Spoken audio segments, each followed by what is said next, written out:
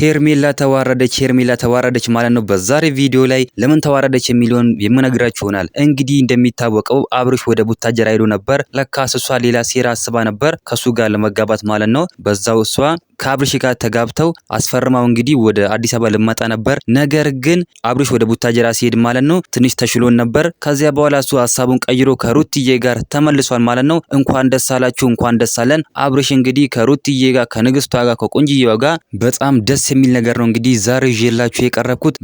በጣም ደስ ይላል ማለት ነው። እንግዲህ አብርሽና ሩታ አንድ ላይ ተመልሰዋል። ሄርሜላም ይሄንን ነገር ስትሰማ ማለት ነው በጣም የደነገጠችው ማለት ነው። በቃ አሁንም እንደዚህ ትደንግጥ። ሁሌም እሷ መደንገጥ የሆነ ነገር ማድረግ ተንኮል መስራት ነው እንጂ ምንም ጥሩ ነገር አሰራም ማለት ነው። እስኪ ቪዲዮ ሲጀምሩ ላይክ ቻናሉ ሰብስክራይብ ማድረግ እንዳራሱ የኔ እንቁና ውድ የሆናችሁ ቤተሰቦቼ በጣም ደስ የሚል ነገር ነው እንግዲህ ጋሽዬም በጣም ተደስቶ ነው ያሉት። ጋሽዬም ተደስተዋል። ልጄ ከሩትዬ ጋር እንኳን ተመለሰ እንኳንም ከሄርሜላ ጋር አልቀረ ብለው ተናግሯል ማለት ነው። በጣም ደስ የሚለው እንግዲህ በጣም ተደስተዋል ጋሽዬም። የሩትዬ እናትም እንግዲህ በዚህ መልስ ሰጥተዋል ማለት ነው። ልጄና አብርሽ አንድ ላይ መሆን አለባቸው፣ እነሱ ጣፋንታ አንድ ነው ሲሉ ተናግሯል። በጣም ደስ የሚል ነገር ነው እንግዲህ ዛሬ ይዤላችሁ የቀረብኩት ውድና እንቁ የሆናችሁ ቤተሰቦቼ።